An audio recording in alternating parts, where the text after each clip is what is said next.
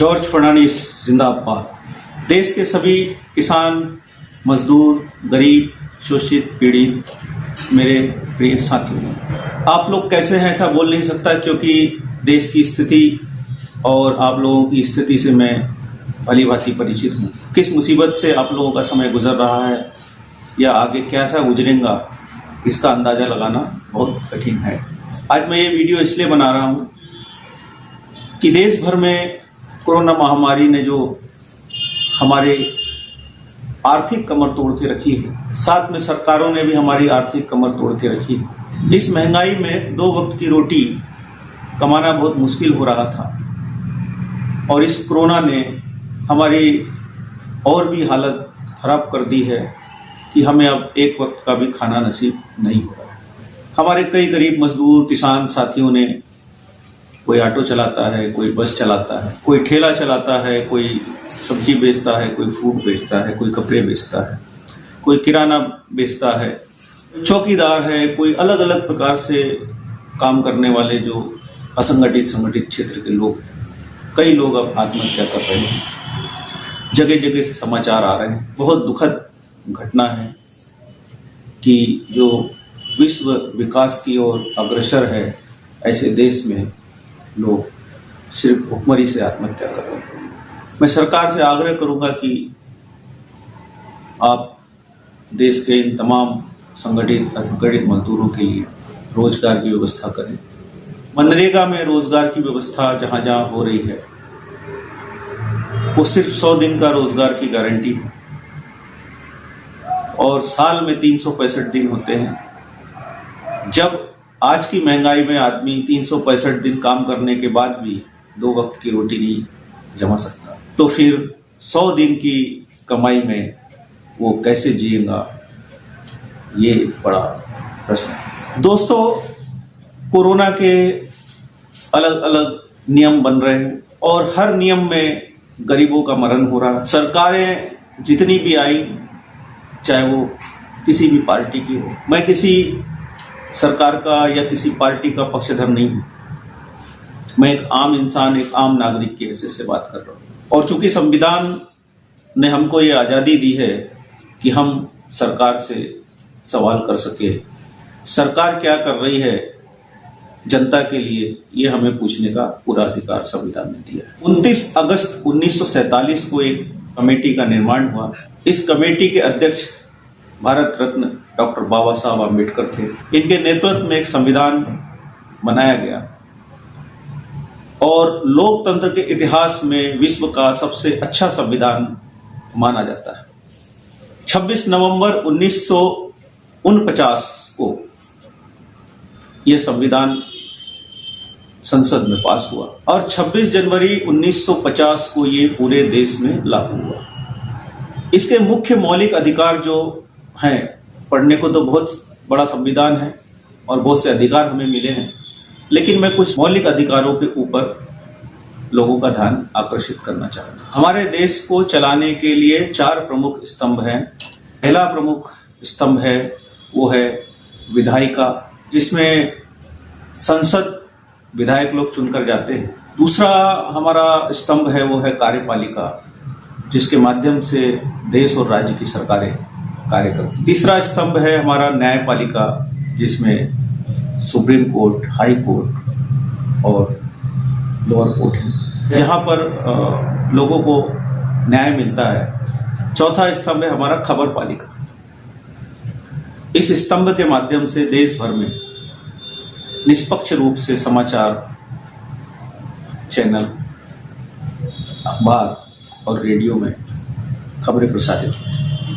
पहला जो है, जिसमें सांसद विधायक चुनकर जाते हैं, ये लोग देश में देश की जनता की, देश की सेवा करने के लिए, ईमानदारी से कार्य करने के लिए, निष्पक्षता से काम करने की, इसमें धर्मनिरपेक्षता प्रमुख है, ये कार्य करते हैं।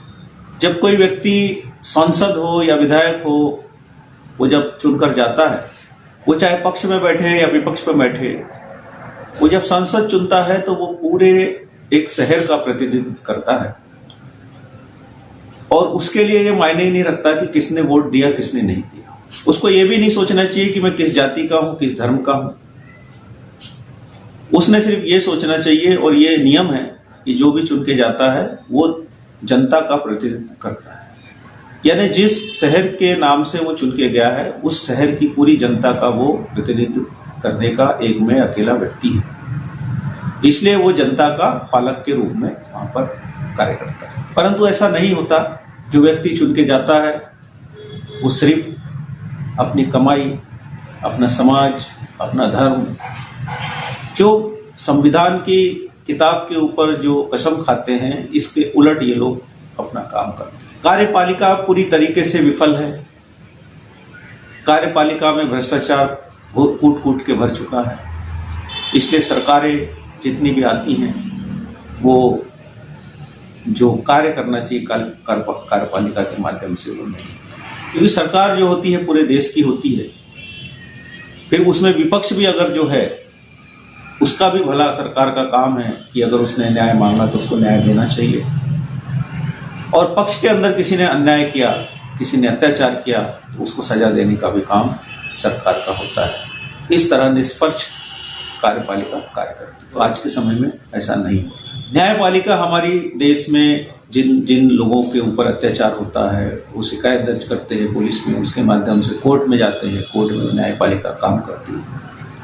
न्यायमूर्ति जो होते हैं वो निष्पक्ष रूप से काम करते हैं। उसे किसी भी धर्म, जाति, लिंग भेद या किसी भी पार्टी, किसी भी संगठन, इससे कोई लेना देना नहीं होता है।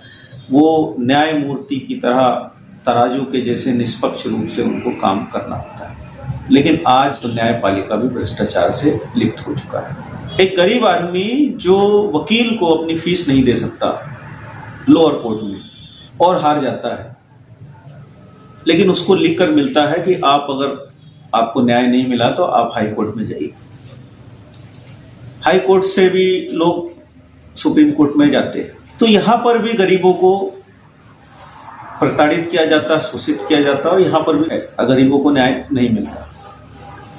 उसका कारण यह है कि जो गरीब आदमी जो लोअर कोर्ट में ही पैसे के कारण, फीस ना देने के कारण हार जाता है और उसको न्याय नहीं मिलता, तो वो सुप्रीम कोर्ट तक जा ही नहीं सकता।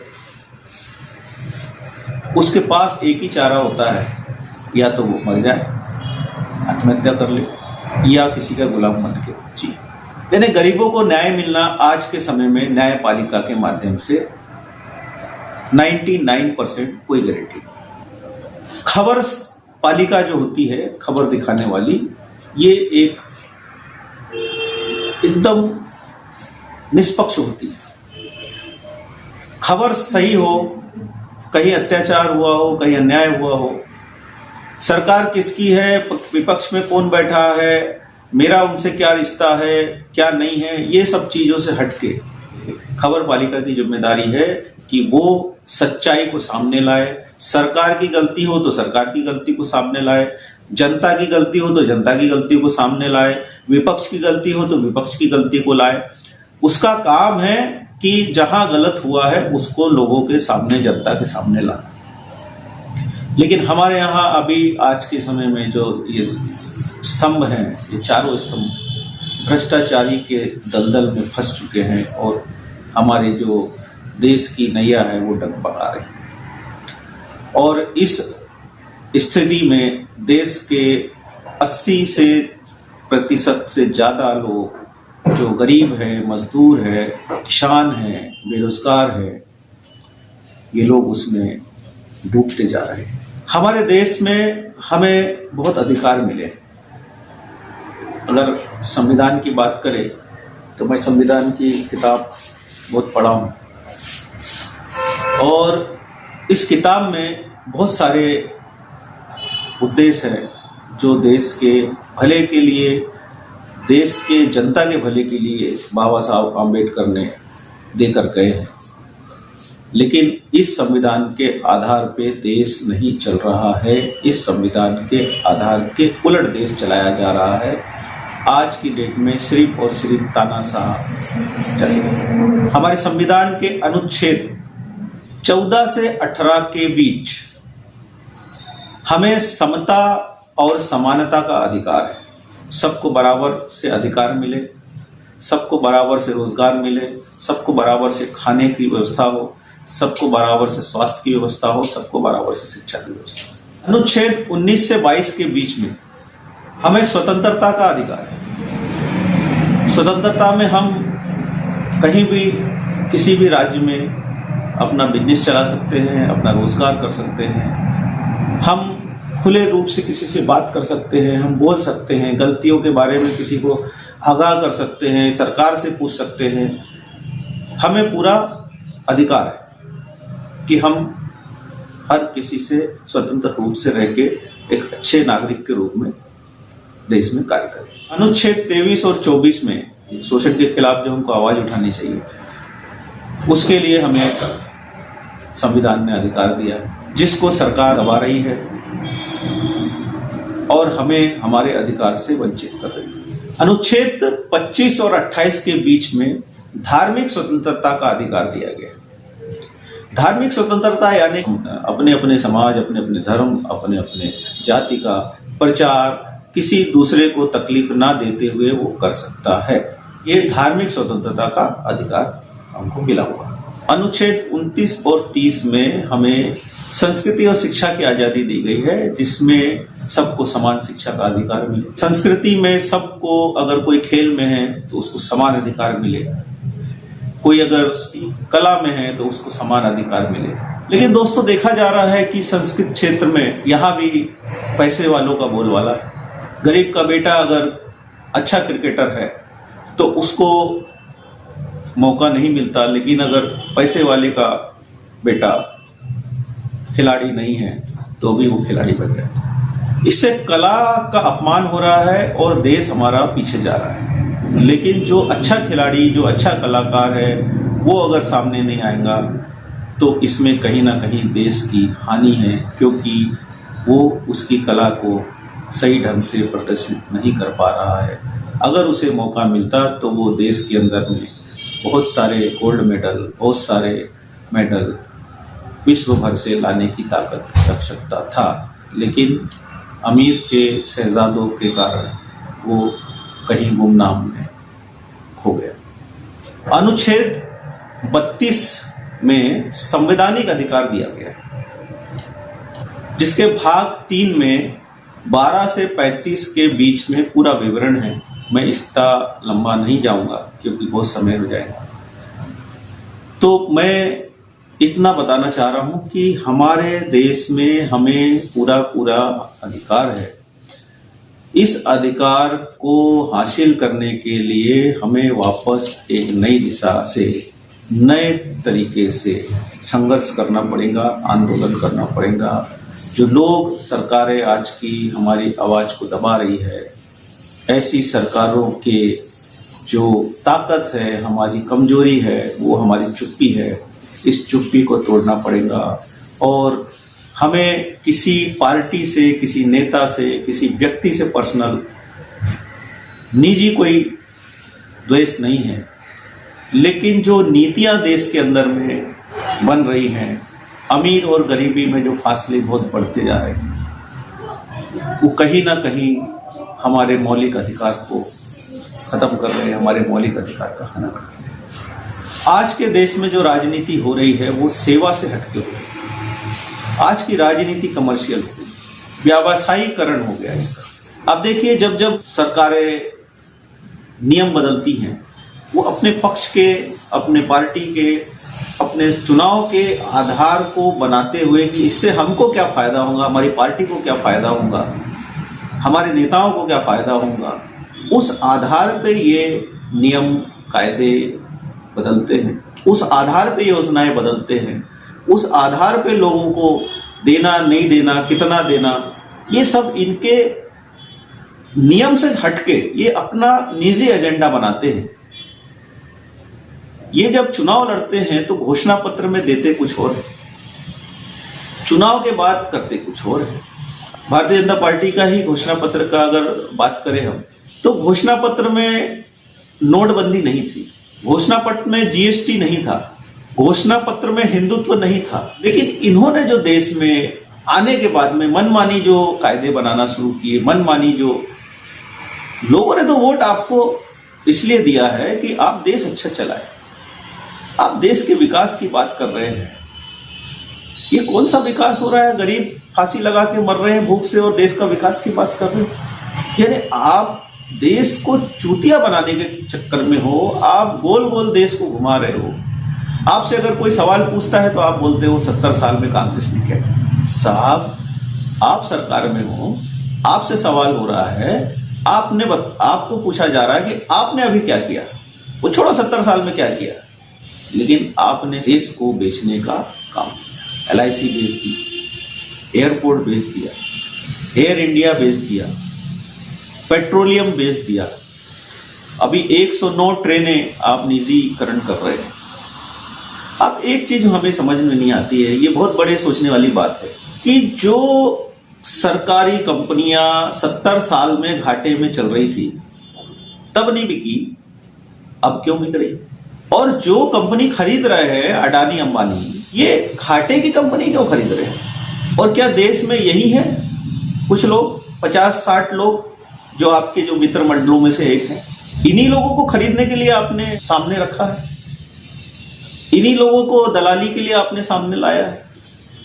यह आपके सरकार के दलाल है और ये देश को बेचने का काम कर रहे हैं। देश के अंदर दीमक जैसा देश को खाने का काम ये बड़े उद्योगपति जो चंद 50-60 लोग हैं ये कर रहे हैं। इससे आने वाले समय में जो लोकतंत्र है, ये लोकतंत्र नहीं। अभी हाल ही में नरेंद्र भाई मोदी ने राष्ट्र को संबोधित किया और पूरा देश ये सोच रहा था कि चाइना ने जो हमारे देश के अंदर में गलवान घाटी में कब्जा किया है, उस पर हमारे प्रधानमंत्री देश की सुरक्षा के लिए, देश के सम्मान के लिए कुछ दो शब्द कहेंगे। लेकिन हमारे प्रधानमंत्री भाइयों और बहनों चाइना की जगह चने की बात करके चले। राष्ट्र को संबोधन करते हुए उन्होंने आने वाले विधानसभा चुनाव को देखते हुए, बिहार और कलकत्ता में नवंबर में चुनाव, इस संदेश से ये सिद्ध होता है कि 5 किलो गेहूं 1 किलो चना नवंबर तक आपको मिलेगा। जो भी 80,000 गरीबों की बात उन्होंने की, कितना लोगों को मिलता है वो पता नहीं।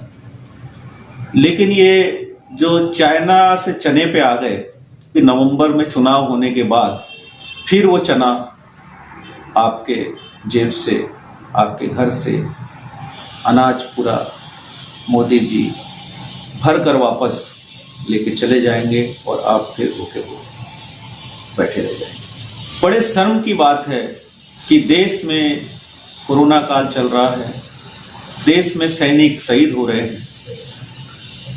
ऐसी स्थिति में अपने प्रचार को लेकर भारतीय जनता पार्टी के प्रधानमंत्री, भारतीय जनता पार्टी के गृह मंत्री, भारतीय जनता पार्टी की सरकार पूरी यंत्रणा को वर्चुअल रैली में लगा रही है। प्रवासी मजदूरों को सुरक्षित रखने के लिए कितना काम किया। मैं सरकार से पूछना चाहता हूं कि आज देश में संकट की स्थिति में आपकी भारतीय जनता पार्टी, आपकी सरकार गरीबों को मरने दे रही है, गरीबों के लिए कोई योजना नहीं बना रही है और वर्चुअल रैली के माध्यम से आप अपने सरकार की तारीफ गिना रहे हैं कि हमारी सरकार ने ये किया, हमारी सरकार ने वो किया।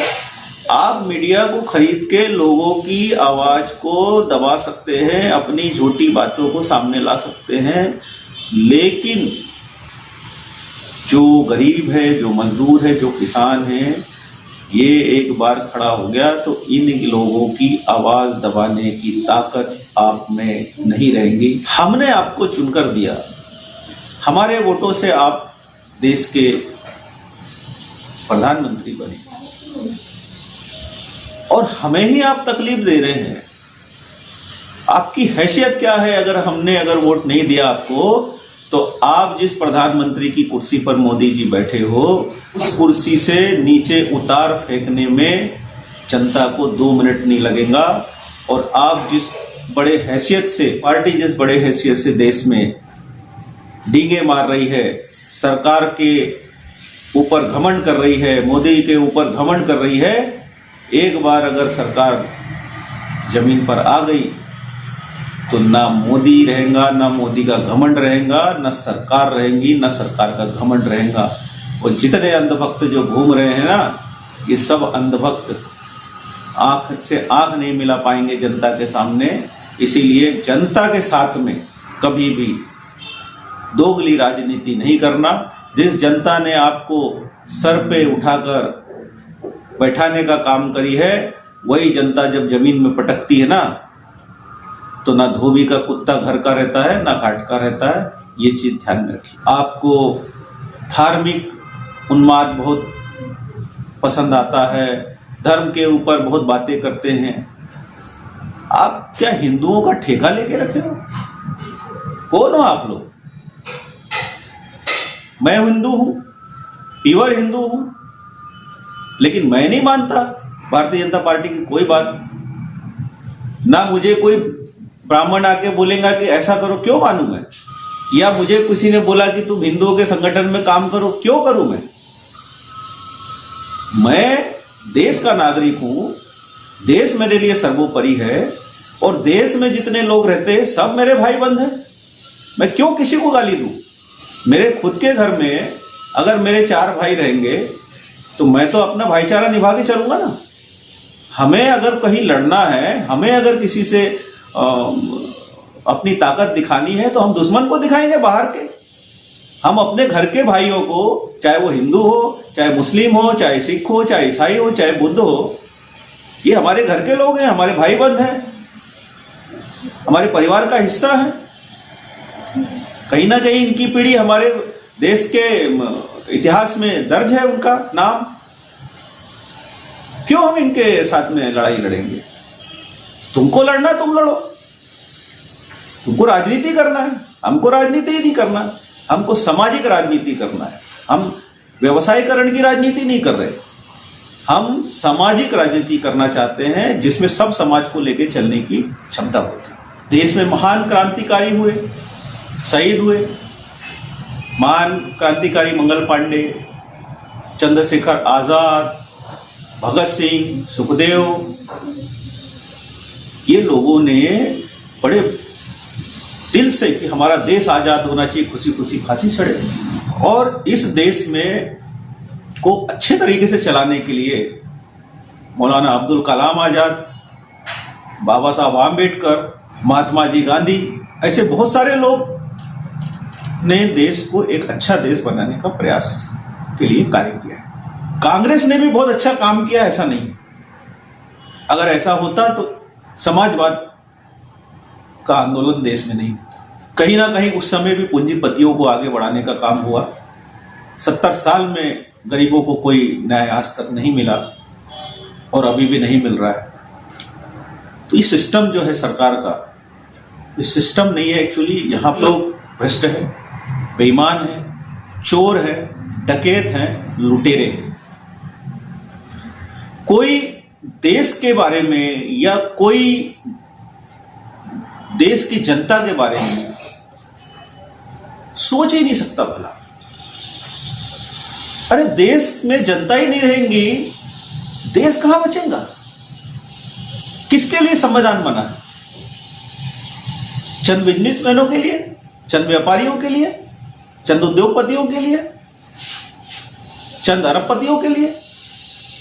ये देश बना है देश की जनता के लिए, देश के जनता की सुविधा के लिए।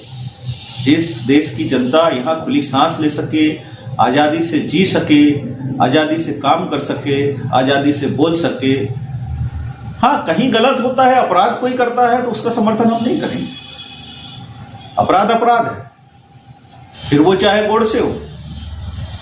आप लोग अपराधियों का समर्थन करते होंगे, गोडसे के पैर पड़ते होंगे। हम कोई देशद्रोहियों के और कोई गोडसे के पैर पड़ने वाले नहीं है। आप लोग, आपके जो संगठन है आरएसएस, वो तलवे चाटती होंगी अंग्रेजों की। हमारे कोई पूर्वज ने तलवे नहीं चाटे। आपकी जो आरएसएस संगठन है बहुत बड़ी संगठन है, लेकिन जब इंदिरा गांधी ने जब इमरजेंसी लगाई थी तब इंदिरा गांधी के पैरों पे गिरे थे। हम नहीं गिरते। हम क्यों गिरे, क्यों डरे? एक कोई व्यक्ति भारतीय जनता पार्टी का मुझे फोन करके कह रहा था कि आप मगरमच्छ से बैर क्यों ले रहे हो। मैंने उसको पूछा कौन मगरमच्छ, उसने नाम लिया, मुझे हंसी आ गई। उसने नाम लिया मोदी। मैंने बोला ये कैसे मगरमच्छ हो गया, नाम तो अच्छा है, मगरमच्छ तो लोगों को खाता है जो देश में मोदी कर रहे हैं, लेकिन असल में जो मगरमच्छ है वो मोदी नहीं है। मोदी जैसे लोग को मगरमच्छ बनाने का काम हम जैसे लोगों ने गलती करके वोट डाल के किया है, ये हमारी गलती है। जिस चींटी को हम मगरमच्छ बनाए हैं उस मगरमच्छ को वापस चींटी बनाने में जनता को कोई टाइम नहीं लगेगा, तो इसलिए हम क्यों डरे। होगा मगरमच्छ, तुम्हारे लिए होगा, भारतीय जनता पार्टी के लिए होगा, भारतीय जनता पार्टी के नेताओं के लिए होगा, सरकार के लिए होगा, हमारे लिए नहीं। हम जनता है, स्वतंत्र है, हम क्यों डरे, ना किसी व्यक्ति से, ना किसी सरकार से, ना किसी पार्टी से, क्योंकि हम गलत नहीं है। डरेंगे चोर, लुटेरे, डरेंगे भ्रष्ट जिन्होंने गलत काम किया है। हमने कोई गलत काम नहीं किया है तो हम क्यों डरें। इसलिए हमको दबाने का प्रयास ना सरकार करे, ना सरकारी यंत्रणा करे। सच्चाई दब नहीं सकती, कितना भी आप दबाओ। गुंग अंधेरे में एक छोटी सी तीली जो होती है उससे रोशनी हो जाती है, लेकिन दिन के उजाले में अगर आप अंधेरा करने की कोशिश करेंगे तो कभी नहीं होता। तो हम वो अंधेरे की तीली हैं जो रोशनी करती है, इसलिए हमारी आवाज दबाने का प्रयास न करें। मोदी जी बोलते हैं कि मैंने 40 साल भिक्षा मांगी। करीब 40 साल मैंने भिक्षा मांग करके खाया है। मैं लोगों के घर में भिक्षा मांग करके खाता था। अब मेरा सामान, मुझे उनका बयान सुनकर बड़ी हंसी आई और बड़ा दुख व्यक्त हुआ कि एक हष्ट पुष्ट आदमी जिसका 56 इंच का सीना लोग बोलते हैं अंधभक्त, ऐसे 56 इंच के सीने वाला आदमी 40 साल भीख मांग के खाया। इतना यानी गिरा हुआ था, मर्द आदमी था, जहां नाली खोदता वहां पानी निकालने की ताकत रखता था, जहां खड़े हो जाता वहां रोजगार करके 10 लोगों को रोजगार खड़े करने की ताकत रखता था। आज जो लोगों को बड़ी बड़ी बातें लुभाकर और जो लोगों को चूतिया बनाता है, उस समय क्यों नहीं मेहनत की। 18 घंटे मोदी काम करते हैं तो भीख क्यों मांगे 40 साल। जो आदमी 18 घंटे काम करता हो, इतना मेहनती हो, वो भीख मांगता हो, वो भी जवानी में, और बुढ़ापे में 18 घंटे काम कर रहा हो, ये लॉजिक कुछ समझ में नहीं आया। मैं भी परेशानी में था, मैं भी घर से निकला था, लेकिन जब मैं अकेला त्रस्त हो गया और मुझे कई समय ऐसे आए, जीरो पे आ गया मैं, फिर भी मैंने जो मुझे काम लगा, जैसा काम मिला, मैंने हर काम किया। लोगों के बंगलों में झाड़ू लगाने से लेके, मट्टी गोटे उठाने से लेके, गेहूं चावल की बोरियां उठाने से लेके, सीमेंट की बोरियां लादने से ट्रकों में लादने से लेके, बिल्डिंगों में लोहा बांधने से लेके, सेंटरिंग बांधने से लेके, मुझसे जो मेहनत का काम हुआ मैंने किया। मैंने कभी भीख नहीं मांगा। क्यों मांगू मैं भीख। मुझे भगवान ने हाथ पैर दिया है, हिम्मत दिया है। जिनके हाथ नहीं है वो काम करते हैं, जिनके पैर नहीं है वो काम करते हैं, जिनकी आंख नहीं है वो काम करते हैं, जिनको बोलना नहीं आता वो काम करते हैं। तो जब मुझे 100% भगवान ने पूरी ताकत दी है तो क्या मैं भीख मांगूंगा। ये इमोशनल ब्लैकमेलिंग जो की जा रही है देश के अंदर में, लोगों को गुमराह करने का काम है। और ये ऐसे में जब समय आएगा ना, बुरा वक्त, और जब ये छोड़ के बोल रहे हैं कि मैं तो भाग जाऊंगा, झोला लेके भिखारी आदमी हूं, तो भिखारी आदमी को तो आपने देश का प्रधानमंत्री बना दिया, तो देश तो भिखारी बनने वाला है। और देश जब पूरा भिखारी बन जाएगा, ये झोला लेके भाग जाएंगे, तब देश क्या करेगा। मित्रों, मेरे दोस्तों, मेरे साथियों, मेरे प्यारे भाइयों, मैं मोदी जी की लैंग्वेज से नहीं बात कर रहा हूं, मैं अपने अंतरात्मा से बात कर रहा हूँ कि मेरे साथियों, मेरे भाइयों, देश को बचाना तुम्हारे हाथ में है, मोदी जी के हाथ में नहीं।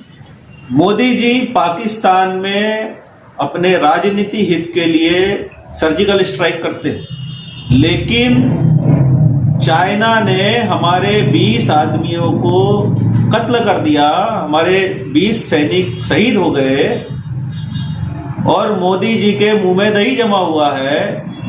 कहाँ गया 56 इंच का सीना? क्यों नहीं कर रहे सर्जिकल स्ट्राइक? आप चींटी को मार रहे हो, 56 इंच का सीना बता रहे हो? मारो ना शेर को, दम है तो। आपने ऐप बंद कर दिया, बहुत बड़ा कमाल किया क्या? आपके अमित शाह के बेटे जो हैं वो बीसीसीआई में है, तो नहीं बीसीसीआई का कॉन्ट्रैक्ट खत्म करते चाइना का? आपके तो बीसीसीआई का डायरेक्टर ने बोल दिया कि हम नहीं तोड़ेंगे कॉन्ट्रैक्ट, लगाओ देशद्रोह का मुकदमा उन पे। हिम्मत है क्या? नहीं है। गरीब आदमी ने बोला तो जेल में डाल दो, किसी ईमानदार पत्रकार ने बोला तो जेल में डाल दिए, उनके ऊपर कार्रवाई हो रही है। तुम खुद चाइना को कॉन्ट्रैक्ट दे रहे हो, तुम्हारे गुजरात में चाइना की कंपनी काम कर रही है, चाइना की कंपनियों से तुम अपनी पार्टी का फंड ले रहे हो। शर्म नहीं आती? देश के दुश्मनों से अपनी पार्टी चलाने के लिए फंड ले रहे हो। भारतीय जनता पार्टी के नेताओं के निर्लज और बेशरम नेताओं जैसा कोई देश में दूसरा नहीं। शर्म आती। छी छी छी छी। भारतीय जनता पार्टी चुनाव में आई, सर्वधर्म समभाव से हम देश में काम करेंगे, कटोरा लेके भीख मांगे, चुन के आए, आने के बाद सरकार बनी, सरकार बनते ही साथ ताव में आ गए, ओ हत्या बंद करो। अच्छी बात है, के नाते, हिंदू धर्म के नाते, देश के नाते नहीं, आप हिंदू धर्म के नाते मांग कर सकते। आपने कानून भी लगा दिया गौ हत्या का, कानून भी बन गया। गौ हत्या के नाम पे कई मुस्लिम धर्म के लोगों को मारा गया, हत्याएं की गई, लेकिन जो गौ मांस बेचने वाले देश के बड़े बड़े कंपनियों के जो हिंदू लोग हैं उन पे कार्रवाई क्यों नहीं? भारतीय जनता पार्टी के लोग हैं, उसमें कई पार्टनर, आरएसएस के कई नेता लोग बीफ बेचने की कंपनी में डायरेक्टर हैं। चूतिया बना रहे हो लोगों को।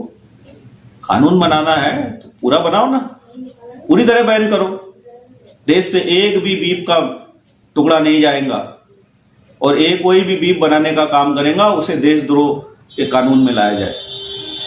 है मत, चंदा मिलता है, बीफ कंपनियों से चंदा मिलता है बीजेपी को, वो बंद नहीं करेंगे। लोगों में झगड़े लगाएंगे, गरीबों में परेशानी बढ़ाएंगे, अमीरों में कोई तकलीफ नहीं। सलमान खान का चंदा प्यारा लगता है, सलमान खान का पैसा प्यारा लगता है, सलमान खान का धर्म प्यारा नहीं लगता है। छी, शर्म आती है ऐसी पार्टी और ऐसे देश के हमारे प्रधानमंत्री जैसे लोग। छी छी छी। मैं आपको नाम गिनवा देता हूं बीफ कंपनियों के। अल कबीर तेलंगाना, जिसके डायरेक्टर है सतीश सबरवाल। अहेबिया export Sunil Kapoor. MKR fusion food private limited Madan Lal Abbott, जिसके डायरेक्टर है। Abbott cold age private limited, जिसके डायरेक्टर हैं सनी एबट। अल नूर एक्सपोर्ट, जिसके डायरेक्टर हैं सुनील सूद। AOB एक्सपोर्ट, जिसके डायरेक्टर हैं OP अरोरा।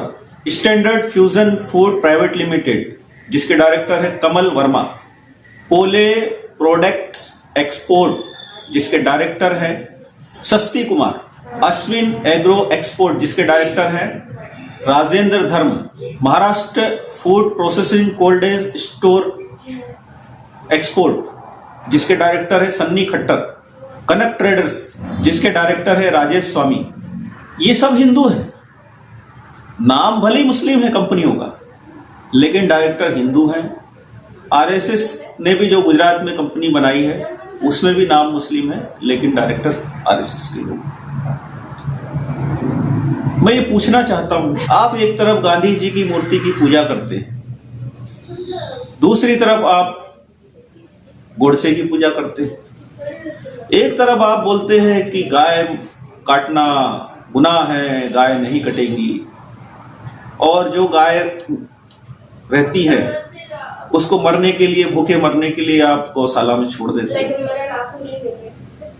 और दूसरी तरफ आपके देश में हिंदू धर्म के लोग, मुस्लिम धर्म से ज्यादा हिंदू धर्म के लोगों का एक्सपोर्ट इंपोर्ट का काम गौ मांस के ऊपर हो रहा है। क्या चल रहा है? आप बोलते हो जिसको रहना है, हमारे वो एक योगी जी, लुंगी वाले बाबा योगी जी, हम कहना चाहते हैं जिन्हें पाकिस्तान प्यारा है वे पाकिस्तान में जाएं,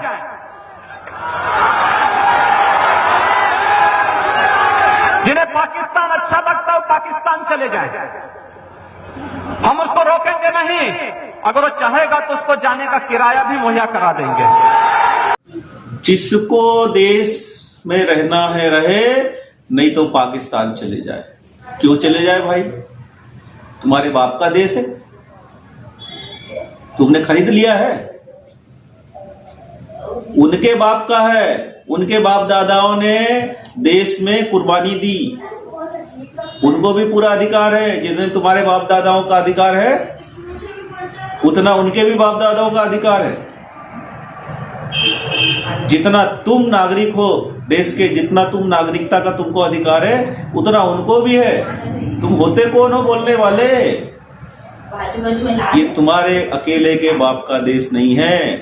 तुमको मुख्यमंत्री की कुर्सी पर बैठा दिया है तो ज्यादा नाचो मत लुंगी पहन के, नहीं तो एक बार लुंगी के अंदर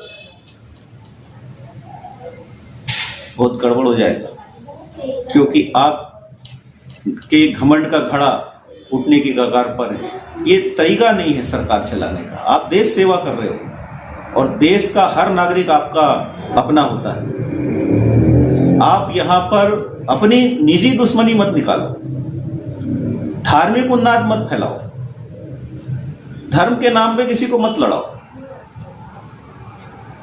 ये देश में हर धर्म के लोगों का उतना अधिकार है जितना आपका है,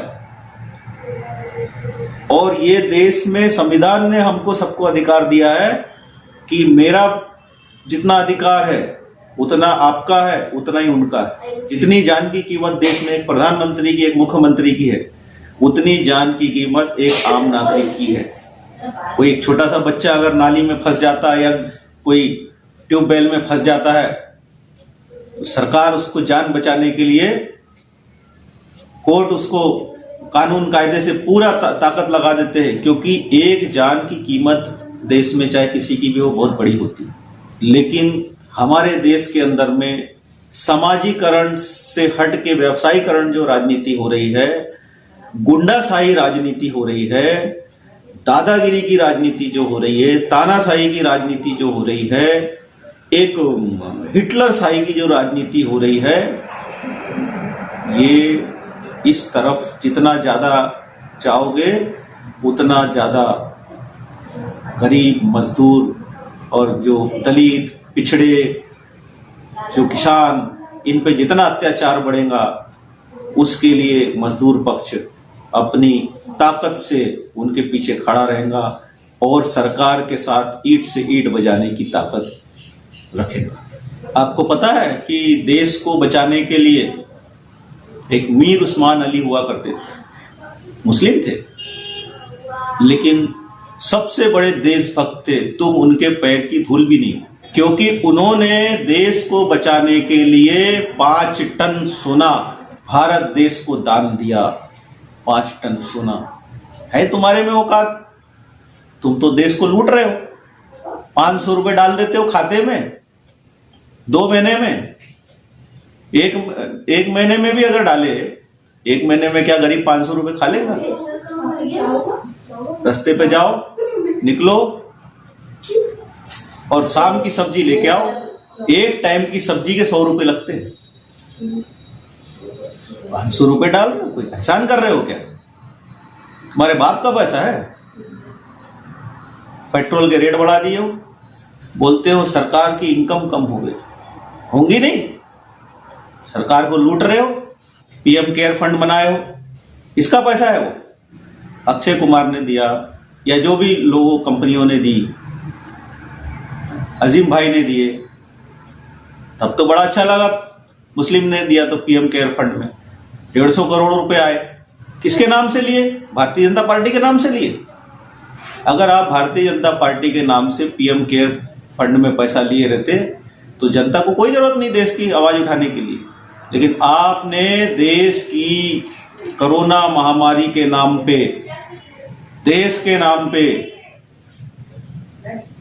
देश की जनता के नाम पे आपने पैसा जो जमा किया है, मोदी जी, उसको आपको देश को बताना पड़ेगा आपने क्या किया है, कहां चोरी की है, कितना भला किया है।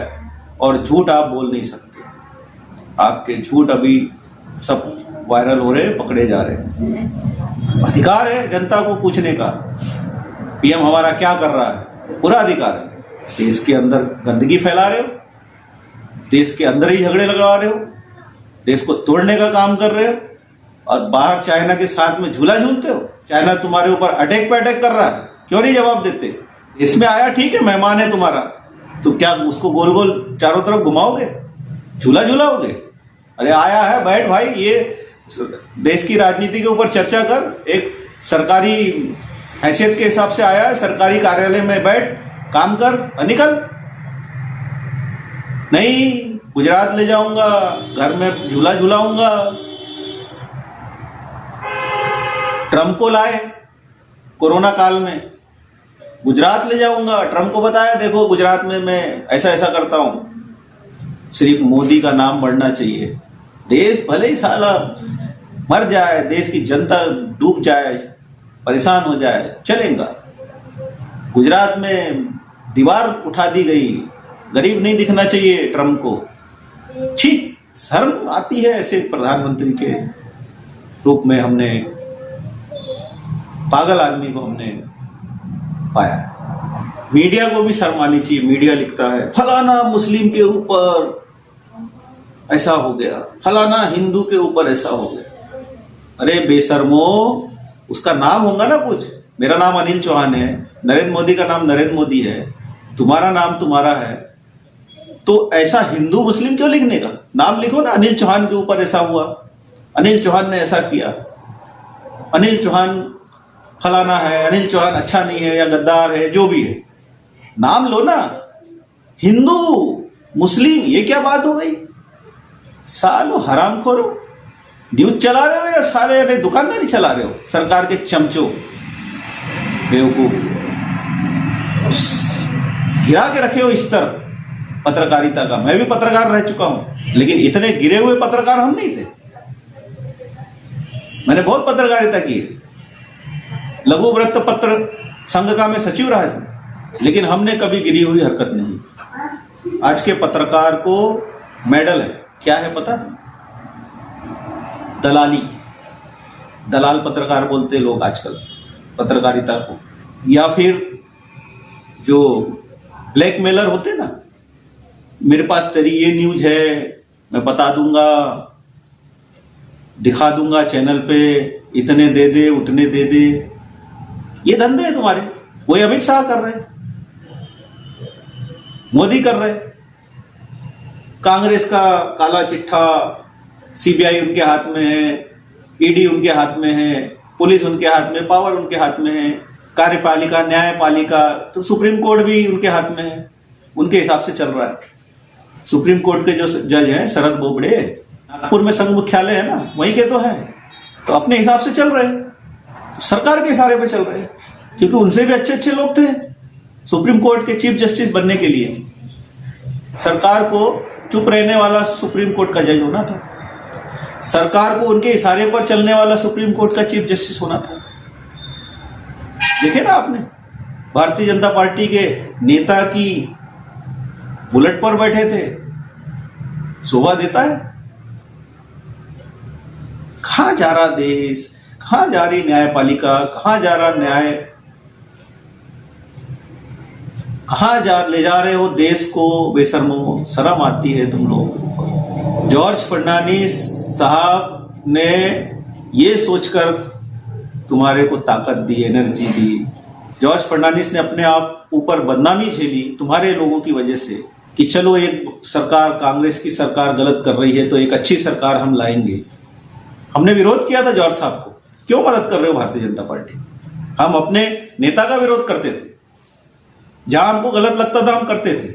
हमारा नेता कभी बुरा नहीं मानता था और हमको बोलते थे कि एक समुद्र का बड़ा मगरमच्छ अगर उससे लड़ना है तो छोटी छोटी मछलियों को एक जगह लाना पड़ता है, और उन्होंने वो छोटी छोटी मछलियों को लाकर तुम्हारे जैसे भारतीय जनता पार्टी को मगरमच्छ बनाने का काम किया।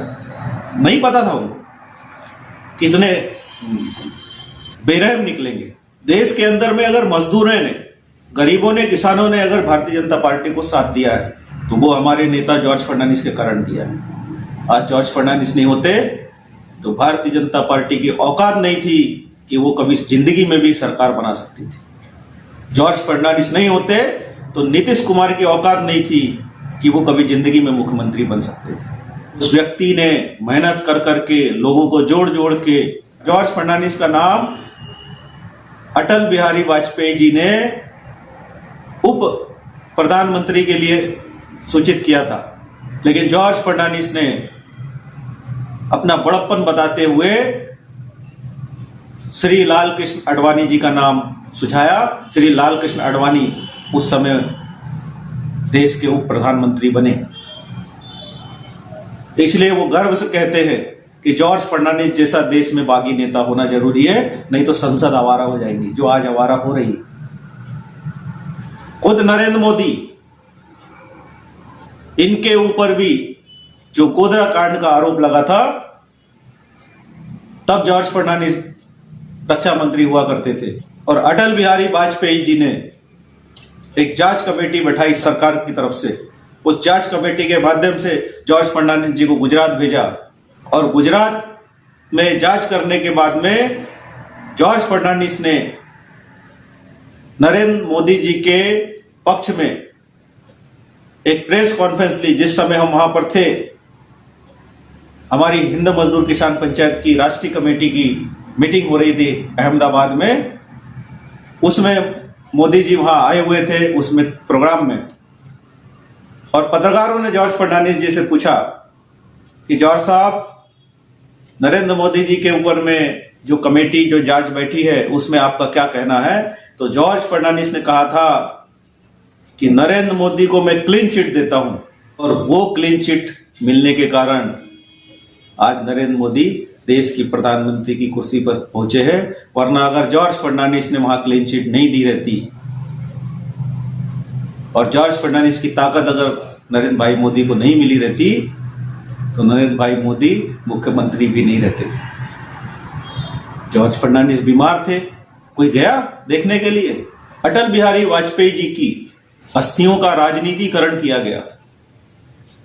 शर्म आती है ऐसी बीजेपी के लोगों के विचारों को लेकर कि किसी व्यक्ति के, किसी नेता के मरने के बाद उसकी अस्थियों को टुकड़ों टुकड़ों में देश में घुमाया जा रहा है। इमोशनल ब्लैकमेलिंग, ये फंडा जो मोदी जी का है, इमोशनल ब्लैकमेलिंग। ये अस्थियां वहां जाएंगी, लोग अट्रैक्ट होंगे, फिर अपन ऐसा प्लानिंग करो तो ऐसे अट्रैक्ट होंगे, फिर सोशल मीडिया में ये डालने से लोग अट्रैक्ट होंगे, फिर मीडिया में ये चीज आने से लोग अट्रैक्ट होंगे, फिर हम अगर हिंदुओं को भड़का देंगे मुसलमानों के खिलाफ में तो हमारा वोट डिवाइड हो जाएगा। वो ये जो तुष्टीकरण की जो राजनीति कर रहे हो, ये जो लोगों को मरवा रहे हो, लोगों की हत्या करवा रहे हो, ये क्या मजाक लग रहा है क्या? पाप लगेगा, पाप। देश के अंदर में इतने सारे मजदूर मर गए, कौन जिम्मेदार है? मैं तो मोदी जी को जिम्मेदार मानता हूं। मेरा तो आरोप है कि मोदी जी हत्यारे हैं मजदूरों के, किसानों के। नहीं संभाल पाया कोरोना का, तुमको महामारी कोरोना की नहीं संभाल पाए। अभी भी क्या हाल है देश में? बहुत बुरे हाल। अभी भी व्यापारी, बड़ा व्यापारी, उद्योगपति ठीक है, उसको कोई लेना देना नहीं कहां कोरोना कब आया, कब गया, क्या गया। अंबानी की जो पत्नी है वो 1.5 लाख के कप में चाय पीती है, 2 लाख की चप्पल पहनती है, एक बार पहनी दूसरी बार फेंक देती है, कभी पहनते ही नहीं। तो क्या इसीलिए लूटा जा रहा है देश के गरीबों को? लेकिन क्या बर्बाद करने के लिए होना चाहिए? पार्टियां करने के लिए होना चाहिए? क्यों नहीं देश के गरीबों में बांटते हो? क्यों नहीं देश को रोजगार खड़ा करके देते हो? सिर्फ गुलाम बनाने का काम उद्योगपतियों के माध्यम से सरकार कर रही है कि रोजगार इनके हाथ में चला जाएगा, फिर ये मालक रहेंगे, पूरा देश इनके कंट्रोल में रहेगा। तो ये जैसा चाहेंगे मजदूरों को, गरीबों को, किसानों को वैसा ये चलाने का काम करेंगे। देश पूंजीपतियों के हाथ में नहीं जाना चाहिए मित्रों।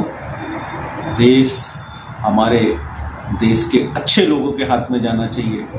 परवाह नहीं कोई भी हो, किसी पार्टी का मैं विरोध भी नहीं करूंगा, किसी पार्टी का समर्थन भी नहीं करूंगा, लेकिन एक अच्छे व्यक्ति के हाथ में नेतृत्व जाए, एक अच्छे व्यक्ति को चुनकर दो, अच्छा संसद बनाओ, अच्छे विधायक बनाओ। पैसे वाले जो लोग रहते हैं, जो पैसा आपको बांटते हैं, वो आज तो पैसा दे देते हैं, 5 साल आपको बहुत तकलीफ देते हैं, पूरा निचोड़ लेते हैं। 1 रुपए देते हैं लेकिन हजारों रुपए, हजारों लाखों रुपए से ज्यादा अपने जीवन के दुख दे देते हैं, जिसकी कोई मोल नहीं। हम मोल भी नहीं लगा सकते कि कितना दुख हमको मिलता है, कितनी तकलीफें हम उठाते हैं। चंद रुपए लेके वोट दे देते हैं, उनके बहकावे में आ जाते हैं। मेरा ऐसा मानना है कि आने वाले समय में जो विधायक विधानसभा चुनाव है या जो भी लोकसभा रहे, नगर पालिका के रहे, आप वोट देते समय एक बार आंख मूंझ के अपने और अपनी तकलीफों का चित्र देख लो। उसके बाद आपको जहां मर्जी लगे वहां आप वोट दें, और वोट दे के आने के बाद में फिर अपना चेहरा आईने में देखना कि मैंने अच्छा काम करके आया कि बुरा काम करके आया, कहीं मुझसे गलती तो नहीं हो गई, और कहीं वो गलती पुनः हमारे को 5 साल भारी तो नहीं होंगी। इसके लिए बहुत सोच समझ के आप वोट डालना। देश में समाजवादियों का बहुत अच्छा आंदोलन रहा। उन्होंने मौलिक अधिकारों के लिए, समानता के लिए, समता के लिए बहुत लड़ाइयाँ लड़ी। इसमें लोकनायक जयप्रकाश नारायण, जिसमें डॉक्टर राम मनोहर लोहिया, मधु लिमय, मधु दंडवते, कर्पूरी ठाकुर, रॉय, चंद्रशेखर जी, जॉर्ज फर्नांडिस जी, ये लोगों ने अपने जीवन का बहुत सारा समय समाजवाद के आंदोलन में बिताया। और चूंकि देश के अंदर में 2 सबसे बड़ी लड़ाई आज़ादी के बाद में मैं मानता हूं जो समाज को परिवर्तन करने के लिए हुई है। पहली लड़ाई देश में बाबा साहब अम्बेडकर ने दलितों के लिए, उनको अधिकार दिलाने के लिए लड़ाई लड़ी। दूसरी लड़ाई समाजवादी की हुई। इसके बाद देश में कोई मौलिक अधिकार के लिए अभी तक क्रांति नहीं हुई। जितनी भी राजनीति पार्टी आई या पार्टी बनी या पार्टी बन रही है या जो भी काम हो रहे हैं, आते ही साथ सत्ता पे कब्जा करते हैं, और जो विचार, इनके जो आचार, जो उद्देश्य रहते हैं, वो पीछे छूट जाते हैं और व्यवसायीकरण चालू हो जाता है। एक हमारे देश में अन्ना हजारे हुआ करते थे। अन्ना हजारे ने बहुत बड़ा आंदोलन छेड़ा, देश का जन जन उनके साथ जुड़ा, लेकिन धीरे धीरे वो भी व्यवसायीकरण की ओर चला गया। देश में सत्ता विकास के लिए, लोगों को न्याय दिलाने के लिए बहुत जरूरी है, लेकिन सत्ता का दुरुपयोग करना, जो भी सत्ता का दुरुपयोग करता है वो निस्वार्थ नहीं, पारदर्शी नहीं, वो स्वार्थी है, बेईमान है, लुटेरा है, गुंडा है। इसलिए सेवाकरण की राजनीति करो। देश की जनता से देश है, जनता है तो देश है, और जनता के लिए ही जियो। देश के बाहर सुरक्षा जरूरी है, लेकिन देश के अंदर जो आपसी भाईचारा है उसको तोड़ो मत, पर इस भाईचारे को बने रहने दो, क्योंकि देश के अंदर हम सब मिलकर ही देश के बाहर दुश्मनों से लड़ सकते हैं। देश के महान जो वीर सैनिक हैं, जो दिवंगत हुए हैं, जो शहीद हुए हैं, उन सबको मैं नमन करता हूं। लेकिन उन लोगों के लिए जो आज भी देश के लिए अपनी जान की कुर्बानी देने के लिए बॉर्डर पर खड़े हैं, जिनका कोई स्वार्थ नहीं है, उनका सिर्फ एक ही ध्येय है कि हमें देश की रक्षा करना है। और ऐसे लोगों का मनोबल बढ़ाएं, ना कि अलग अलग बयान देकर मनोबल गिराने का काम करें। क्योंकि एक बार अगर देश की सेना का मनोबल गिर गया तो देश में हाहाकार मच जाएगा, देश कहीं का नहीं रहेगा। देश की सेना हर हमारे उस पहलू को पल पल नजर रखे हुए रहती है। देश के सैनिक सीमा पर बैठकर उनके दिमाग में, उनके मन में युद्ध चलता है कि हम यहाँ पर बैठ के इन लोगों की रक्षा कर रहे हैं और ये लोग धर्म के नाम पे, जाति के नाम पे, पैसे के नाम पे, अपने ईगो के नाम पे आपस में लड़ रहे हैं और अंदर ही अंदर दीमक की तरह खोखले होते जा रहे हैं। मैं उन मजदूर साथियों से, किसानों से भी कहूँगा जो देश के अलग अलग राज्यों से अलग अलग राज्यों में काम करने जाते हैं, इनके नाम में जो लोग मीडिया पर प्रांति लगाता है, मैं इसका निषेध करता हूँ, विरोध करता हूँ। क्योंकि ये देश के मजदूर हैं, किसी प्रांत के नहीं। और ये भारत देश है और भारत का कन्याकुमारी से लेके कश्मीर तक कोई भी देश के अंदर रहने वाला व्यक्ति है, वो देश में कहीं भी जा सकता, आ सकता है। कि संविधान ने हमको अधिकार दिया है। इसलिए इन्हें पर प्रांतीय बोलने की बजाय देश का मजदूर कहा जाए, या मजदूर से ज्यादा देश का सेवक, देश की सेवा करने वाला व्यक्ति है ये। देश के हर विकास में हाथ बटाने वाला व्यक्ति है। हम सुबह उठ के जब ब्रश करते हैं तो ब्रश बनाने वाला मजदूर ही होता है, पेस्ट बनाने वाला मजदूर होता है, नहाने जाते हैं तो साबुन बनाने वाला मजदूर होता है, टॉवेल बनाने वाला मजदूर होता है, पानी आता है तो वो मजदूरों की देन है। जिस बिल्डिंग में रहते हैं वो मजदूरों ने बनाई। जो खाना हम खाते हैं वो किसान पैदा करता है, मजदूरों की वजह से हमारे घर तक पहुंचता है। जिस गाड़ी में हम घूमते हैं वो मजदूर बनाता है। अगर मजदूर ना हो तो देश का विकास का पहिया थम जाए। देश के 80% से ज़्यादा मजदूरों की अगर संख्या निकाली जाए, 100 करोड़ से ज़्यादा देश में असंगठित गरीब किसान मजदूर लोग हैं। इन्हीं के वोट से देश की राजनीति का अलट पलट होता है। मैं इन सब से आग्रह करता हूं कि आप पार्टी नहीं, देश को देखकर, व्यक्ति को देखकर वोट डालें और साथ में अपने भविष्य को भी देखकर कि हमारा भविष्य इनको वोट देने के बाद सुरक्षित रहेगा नहीं रहेगा, इतनी अपील करता हूं। और जो लोग बोलते थे कि नून रोटी खाएंगे, मोदी को ही जिताएंगे, उन लोगों से फिर आग्रह करता हूं कि अगर आपको देश में मोदी जी की सरकार अच्छी लग रही है, आपको किसी प्रकार की तकलीफ नहीं है, आपको अपने हिसाब से लगता है कि ऐसा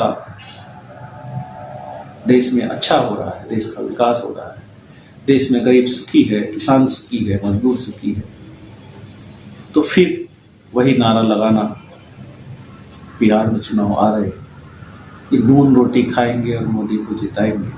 हाल ही में एक प्रोग्राम में मोदी जी बैठे थे और उस प्रोग्राम में एक महिला साध्वी वो बयान दे रही थी।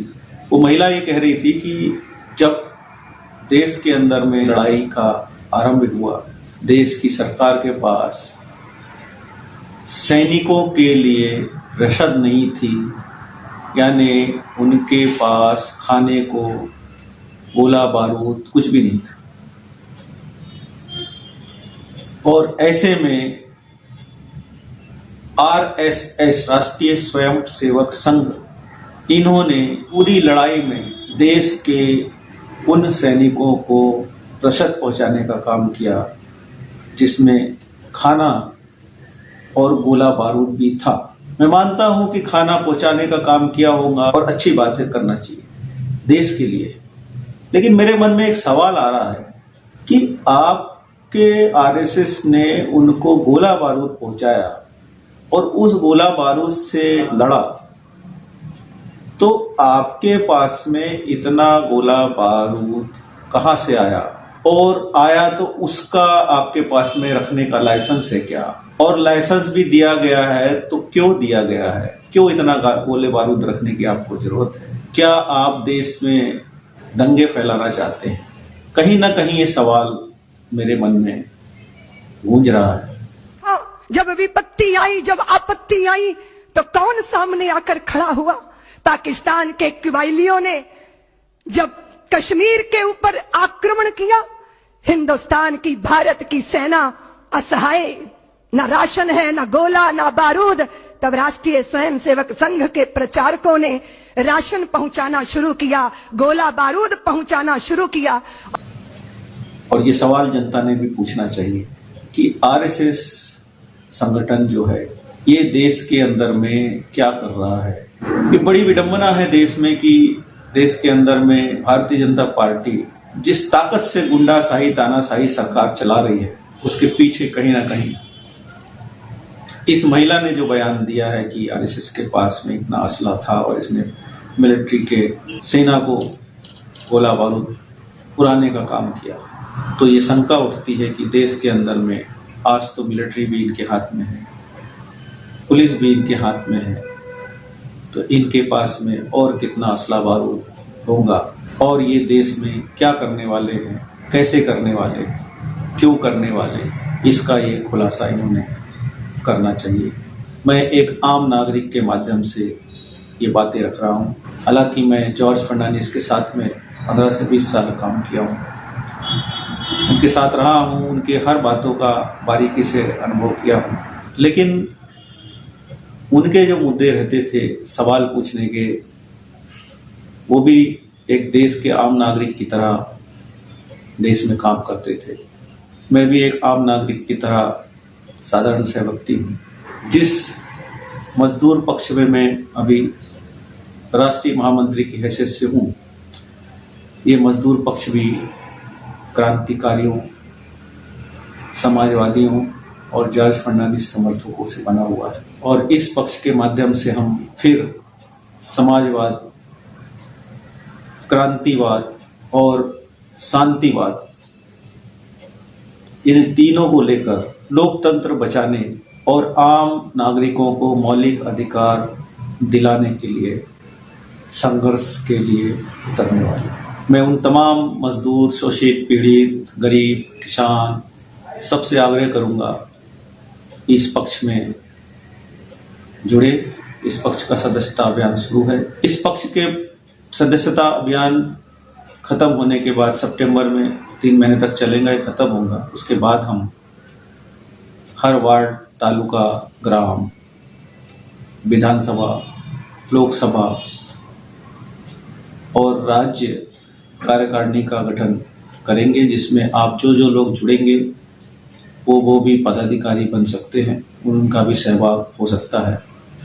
और इसमें जुड़ने वाले जो रहेंगे वो स्वच्छ छवि के रहें। हम ज़्यादा से ज़्यादा अच्छे लोगों को जोड़ें, अच्छे काम करें और देश में समानता, सर्वधर्म समभाव और लोकाधिकार का राज चले, यही हमारी कामना है। जय हिंद, जय भारत।